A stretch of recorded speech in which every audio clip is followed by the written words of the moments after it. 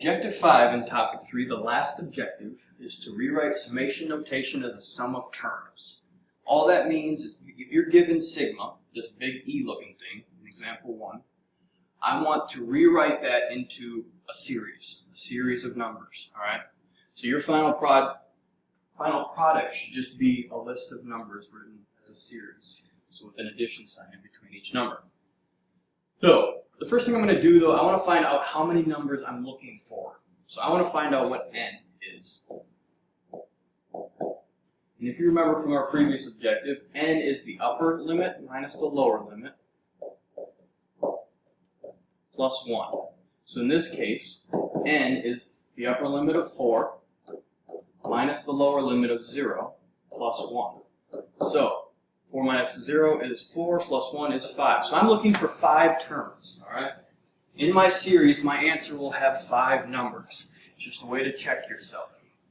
So then the second step is to evaluate every position in this series from 0 to 4. The first one I want to evaluate is a of 0. And that means then I'm going to input 0 into my explicit formula for the variable. So 5 parentheses 0 squared minus 1. 0 squared is 0. 0 times anything is 0. 0 minus 1 is a negative 1. So my first term that I care about is negative 1. The second term, case of 1, is 5 times 1 squared minus 1. 1 squared is 1 times 5. 5 minus 1 is 4. The third, and what I'm doing here is the lower limit of 0, right here, upper limit of 4. I need to find all of the terms in between 0 and 4. In those positions, let's do that. Ace of 2 equals 5, parentheses 2 squared minus 1. 2 squared is 4, 20, 19. Ace of 3, 5 times 3 squared minus 1, squared 4, and then finally ace of 4, 5 times 4 squared minus 1 equals 79. Alright, so if you notice, I have my list of numbers that is going to go in my series. So the final step is just write it as a series.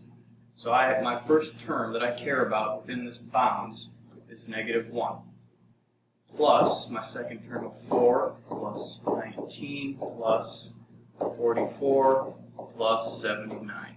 I don't put the dot, dot, dot at the end because I do have an upper limit. I only wanted till the 4th term. I wanted the 0 term to the 4th term. So let's check our work. I said that I needed 5 numbers in my series from n. I have 1, 2, 3, 4, 5. So I know I did that correctly. Go ahead and pause the video and try example 2 and 3 on your own. You should pause the video and try example 2 and 3 on your own. There's example 2. I showed step 1. I found that there's going to be 6 terms. Step 2, I actually found what the terms are. And step 3, I wrote the terms out as a sum of numbers or a series, sum of terms. And if you look, I do have 6 terms in series. Same thing for example 3. Please check your answers with mine. Check with the neighbor if that's not what you got, and then please raise your hand if you still need further clarification before you move